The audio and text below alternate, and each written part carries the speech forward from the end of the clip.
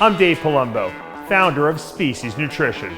From my earliest bodybuilding days, I believed in only putting the best in my body. And that lives on in the Species Nutrition line of products. I put my name and reputation on every bottle of Species Nutrition products. If you want to be your absolute best, join the evolution.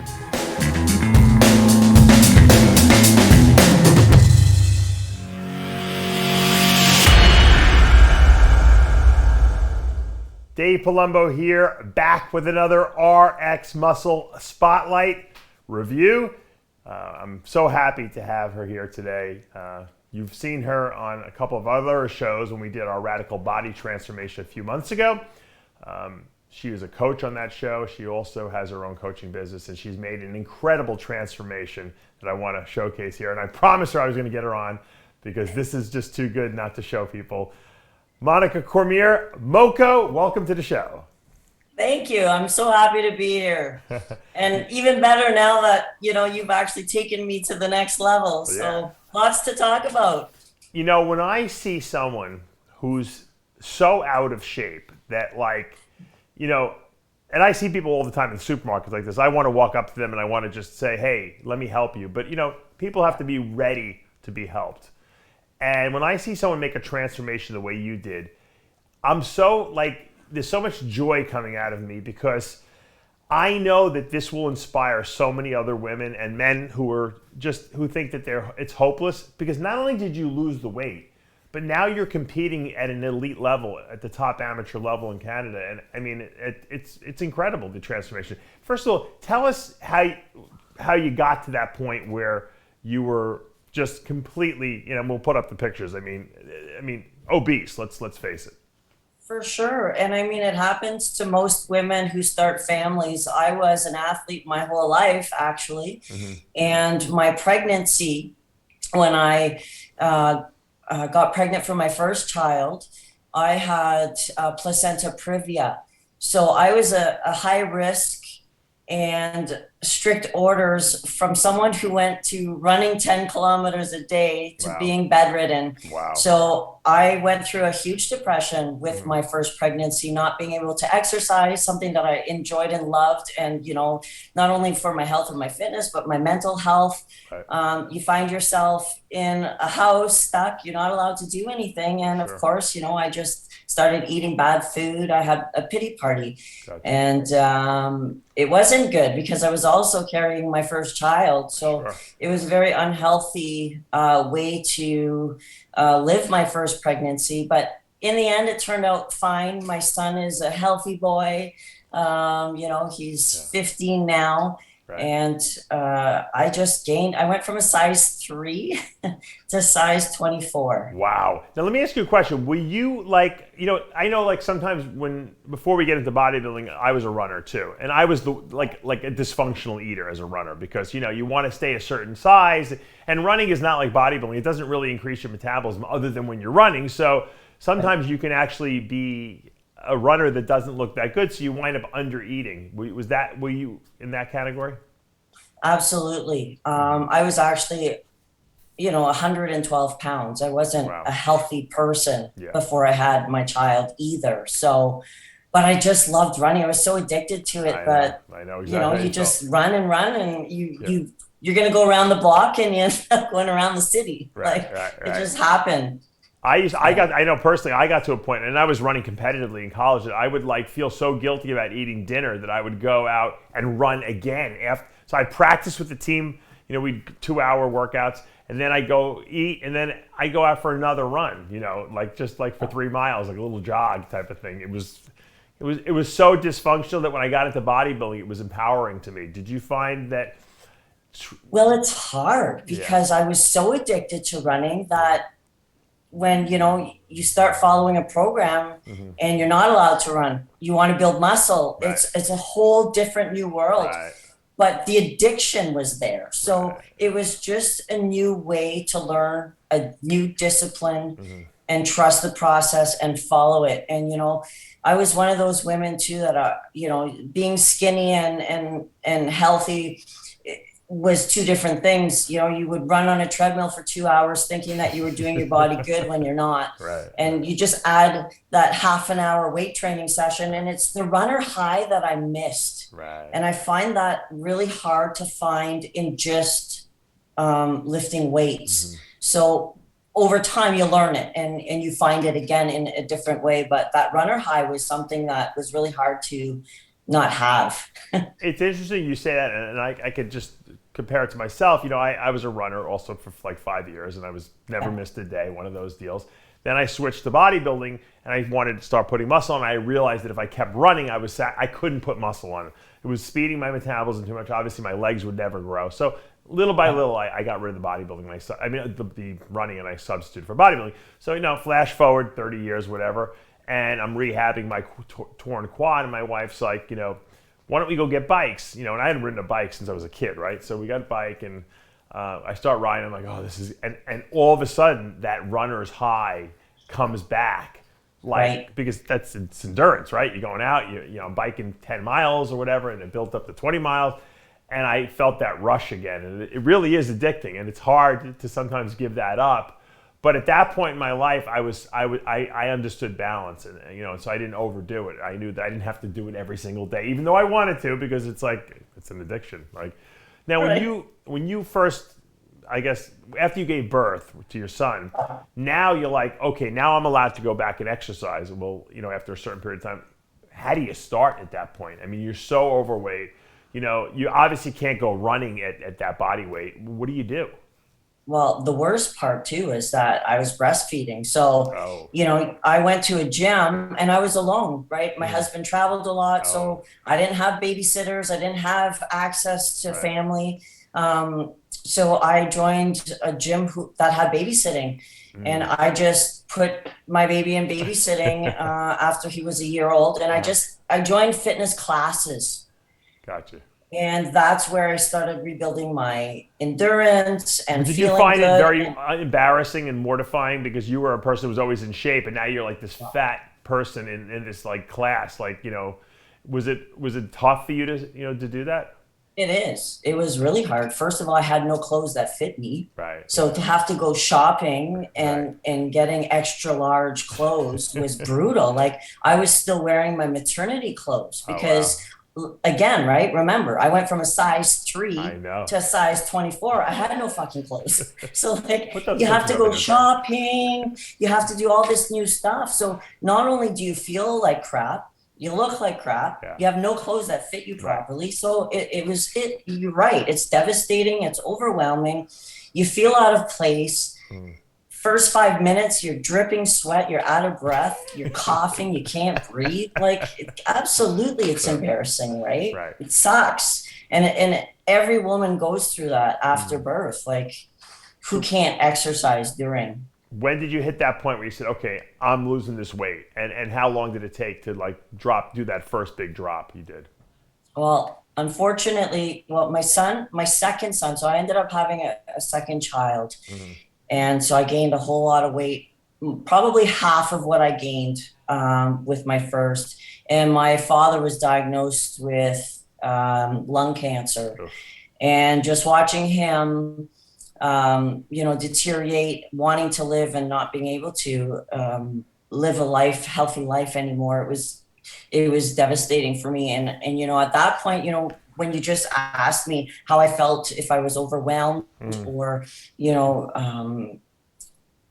you feel like crap. Well, when you could actually start controlling what you put in your mouth and you watch someone with a disease that they can't control and they're dying, your whole life flashes and things change. And it was at that point where I even took it more seriously.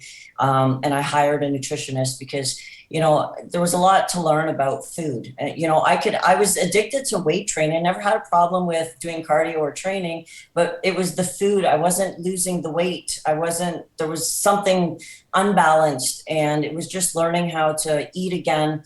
And watching my dad pass away and taking his last breath was really, you know, he was 52 years old. I was 30. My second child was only 11 months old. So they'll never know their grandfather. Right. That was a big moment for me where I said I needed to get healthy for my kids and be there for my kids, and live a longevity became part of my life. Sometimes it's something that needs to wake you up. And I always tell some people hit rock bottom. I've done interviews with people who've been addicted to drugs, obviously, but there's always some event that like wakes people up and makes them like say, okay, either I'm going to go that same route and be out of here, or I'm going to change what I'm doing. Now, was it difficult to start eating like, I don't know how you ate as a runner. I would eat 2 meals a day, basically. I mean, like starve during the middle of the day. Was it hard to get on that like 5 meals a day, like bodybuilding diet? Absolutely, because I was never one to eat breakfast. Right. I was never hungry in the morning. I did fasted cardio, it was my life. Would you go run? Would you go run on an empty stomach? So, yeah, I would always run on an empty stomach all the time, right? Oh, absolutely. So yeah, like eating the way I eat now took a long time. It took, again, it's a discipline. You gotta slowly introduce the food, and over time, right. Now I'm hungry. Now I could eat any minute of the day. Right. I can eat all the time. But yeah. Well, yeah, it took a while. You know what it is? You got to build up that metabolism too. Your metabolism was probably crawling, I'm sure too, because you were missing meals and eating, all kinds. Now, I have to imagine though, because you didn't know how to eat, it must have been difficult because here you are, you're going to classes, you're doing exercise classes, and you're probably eating dysfunctionally, right? Yep. So absolutely. In your mind, do you know when the moment was that all of a sudden you started to see the weight come off? At what point was that? Like where you were dropping 3-4 pounds a week type of thing, Well, that wasn't until I actually hired a professional coach into getting into bodybuilding. So absolutely. I didn't see it. Right. You recommend, in other words, if someone else is watching the show, you recommend wholeheartedly, if you don't know what you're doing, hire someone. Oh, absolutely. Yeah. Even if you think you know what you're doing, you don't. That was true. I thought I knew what I was doing. I was a fitness instructor. Mm-hmm. Right? Like I went to school, I became a personal trainer. I worked in a big gym, a corporate gym called Good Life here in Canada. Mm. And, I did a lot of certifications, education. Mm. And it wasn't until I actually hired a bodybuilding coach where it was like the structure of the nutrition is so important. And, people always complain, oh, it's boring. But it's fuel. And once you learn how to fuel that body properly, it can't be about taste and whatever. I mean, you spice it up with things that you like, but there's just a discipline in eating. And it wasn't until I hired some professionals, everything changed. I tell people all the time, because people tell, I work with a lot of people with eating disorders, and, when you're in that like starvation, like diet mode, you can never satiate your appetite. It's like insatiable. It's like you could eat 10 times the volume of what your stomach is, and it'll come out of your nose before your appetite will go away. And I explained to me, and I experienced that too as a runner. Once when I was running, I was always hungry. Matter of fact, I did a pizza eating contest in college, and I was like the skinniest guy. It was all fat guys, and I ate like 2.5 pizzas in 10 minutes and beat them all, and then I continued to eat the pizza because I figured, well, if I'm going to cheat, I might as well, right? That was the level of my appetite. But once you start to eat 5 or 6 small meals a day, what happens is, and people don't know, they can't conceptualize this will happen until they've done it, that insatiable appetite goes away. It takes a few weeks, but you actually become satisfied from eating your meals. And that's why I explain to people, if you skip meals thinking you're going to lose weight faster, you're crazy, because it's going to build your appetite up and you're going to cheat. It's inevitable. You cannot escape that. No one is controlled enough to stop that. And so what you're saying is absolutely true. When a coach puts you on a diet, like a 5 meal, even if they don't even know what they're talking about, just the fact that they have you eating 5 meals a day, it takes away that urge to cheat, because you're always eating every couple hours. So it's like, well, why cheat? I'm going to have a meal in another hour from now, right? I mean, absolutely. And so now, at what point do you say to yourself, okay, I'm losing weight, I'm looking good, I want to do a competition? How did you get that bug? Well, this was always a dream of my husband's, was to be a bodybuilder. And so I went to, in Canada, it used to be Ontario Physique Association, so the OPA. I went to my hometown and was at the university I graduated with at, and I'm like, yeah, this is fun. And I got there and I saw all these girls, you know, they're all dolled up, they look fabulous, they're ripped, pulling their little suitcase with their mirrors, and I'm like, what am I doing? Like, I want to be that. I'm like, why am I here watching? I should be on that stage. Right. And I think too, because I became a personal trainer, I just wanted to show my clients that, hey, this is possible for someone, for anyone, if you hire the right people and you follow the plan and you set the goal and you follow it and you trust the process. Hey, you can do anything. So I did it. I hired a coach. 6 months. I did a 6-month training program with her. I went to London, November 2014, did my first show. I did figure. I won first place masters. I was 35 years old, so it was the first year that I could do masters. I won first place in both my divisions. That must have been super empowering. It was crazy, right? Like, I was standing on stage. We were 8, I think, and they were calling all the places, and I'm like, oh, I just embarrassed myself. And then they called my name for first place, and I was just like, I was in shock. Because I totally didn't think that I won, right? Right. Well, because, I mean, you're still seeing yourself as that fat girl. That's why, you know, right? In your head, I'm sure. Yeah, it was great. So then that was it. I was addicted. So I did Ontario's after that. I've done 22 shows since. And as you know, I've just competed in 3 huge shows. Yes, I mean, you did phenomenal too. Second place in the Ontarios, right? And then 7th place at the show in Toronto this past weekend. So, I mean, which was a huge show. So, I mean, with great competitors, you know, people, you know, competing for pro cards and everything like that. So, I mean, you've, in a very short period of time, you've gone from, like, you know, pregnancy and out of shape and helplessness, and then you've empowered yourself and you've gone the complete opposite direction. And I think that that's super encouraging, because if anyone watching this has to be able to say to themselves, hey, if she can do it, I can do it. Because it's not like you're not Miss Olympia, you know what I mean? You just showed people, hey, I can be the best that I can be. And I can compete with anyone because I have the mindset, I hired the right people. You know, obviously I helped you for this last competition and last set of competitions. And I don't know if I work with many people who work as hard as you do. And you actually tell me, give me more. Whereas most of my clients are like, please, no more. They're like, no more cardio, no more. Don't take any food away from you. You're like, make me suffer more, you know? I was like, only half an hour cardio? Are you fucking kidding me? Let's go. Like, I got 40 pounds to lose. But you know what? It's a good eye opener for me. Even like I said, I've done over 20 shows before I hired you, and I'm still learning. It's a learning. It's an evolution. And it's important. You know what it is? It's a controlled insanity, I tell people, because yes, it does get hairy at certain points. It's not fun.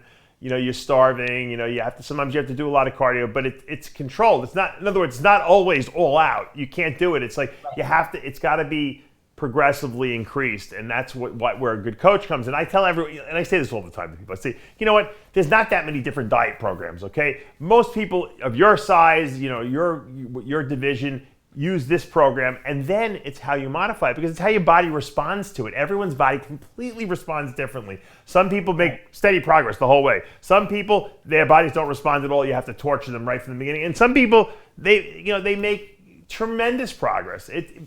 You have to. It's a process that you have to engage the coach and the client, or the coach and the athlete have to communicate, because you're not there. I'm not there with you 24/7. So by getting your feedback, 2-3 times a week, I can then adjust things or calm you down, because you might want to do more cardio than I want you to, and that's just as bad as doing too little, because we don't want you to lose muscle, and you don't want to get in shape too early and then say, oh, where'd all my muscle go? Well, I dieted it off because I was too overzealous. So That's why it's controlled insanity. And that's why it's very hard to advise yourself. Very few people can be their own coach and get good results from it.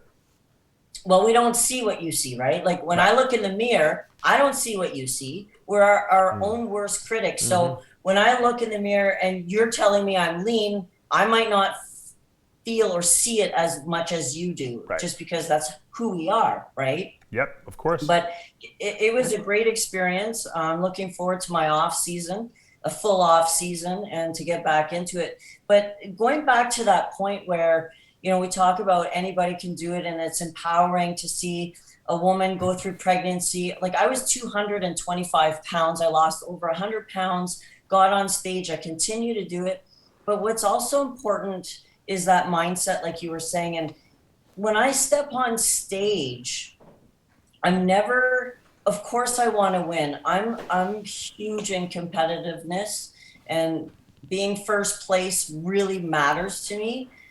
But it doesn't prevent me from going on these top stages. Like when I went to the Olympia this year, I knew there was no reality of me even winning. Like coming off of a hamstring injury, not training for the last 3 years, I knew it, but it didn't prevent me from trying. Right. And people just, you got to try things, and you got to take that risk. And, what happens is it keeps you motivated. And that's what I love about these bodybuilding shows, is that it's a celebration for me. It makes me set a goal. I'm disciplined. I follow the plan. I step on stage, and no matter where I place, it's just a celebration of my own transformation. And every time I step on that stage, I'm better. I look different. My body's developing. And over time, because I want to win, I will win someday. And you just can't stop trying. And what's amazing is you have a tremendous amount of people who follow you. I mean that to me is almost as impressive as what you've been doing on stage. I mean, you have over 100,000 people who follow you on Instagram. Where you just put, your Mocha Motion Instagram that's incredible. I mean, for a person who's not, an IFBB pro, to have that kind of following, that means you really have impacted a tremendous amount of people. Well, I talk from the heart. And I'll do videos when I'm actually running, and I talk about my emotion in the moment at the time. And I do relate to people because I'm real. Like when I'm hurting, I'm crying. I focus on all of the good, the bad, and the ugly. And people got to see my ugly, because we look at all these pictures on. If you look at my fitness portfolio, you'd be like, oh my God, like she's whatever. But no, like it took me a long time to get to that. And there's a big story behind it. And so many people don't know the people's stories. So I tell my story every single day. I try to empower, inspire, and motivate people through my personal experience, through the experiences of my clients, what they go through, because there's a lot of transformations. My biggest transformation story, she's in town here, and she's lost over 168 pounds. Wow. And her whole life has changed. She went from working in a career she hated to taking that risk to, apply for a completely new job, and she did it. And that's all it is, right? It's just helping people know that it's not easy. A lot of people talk about how easy it is. It's not easy. And you just got to love yourself. And that's hard to do. And, we talk about bodybuilding and being selfish, and you have to learn how to say no to others, take care of yourself first. You got to love yourself first before you can love other people. I feel that I've learned that. I've now loved myself. So now I'm able to help a lot of people, and I'm hoping to inspire that. And I think that's my biggest mission, is to make as many people that I can love themselves. Because that's hard. Well, I'm always impressed when people can actually, through inspiration in their words, and obviously some visual pictures on Instagram, get that type of a following, as opposed to just the person who just sticks their butt out and takes a butt picture every day. I mean, your page is real. It's real people, and it's real experiences and real transformations. And I encourage people to check it out. And if they want to contact you for coaching, what's the best way? So I'm on Instagram at Moco Motion. So any kind of personal through the message, personal message? you could DM me. I'm on Facebook under Monique Cormier. And my website, I have some programs on there. It's mocofitness.com. So just search Moco and you'll find me. Yeah, you come There's up not right too away. many That's for Mocos sure. out there. Well, thank you for coming on, inspiring us today, and of course, you know, your journey is really in the competitive field is just beginning, and I can't wait till next year so people see you get that pro card and go on to the pro ranks. I know you're gonna take me there, right? We're going there. We have a long journey, but we're gonna make it there. Congratulations on all the placings this past year, and I think you're like a tremendous inspiration to a lot of women and men out there, for that matter. Because if anyone can do it. If you can do it, anyone can do it, and that's a very strong message that you're putting out there, and thank you for doing that. Awesome. Thank you for having me. I appreciate it. That's going to take us to the end of another RX Muscle profile and review. I'm Dave Palumbo with Moco. We'll see you next time. Take care.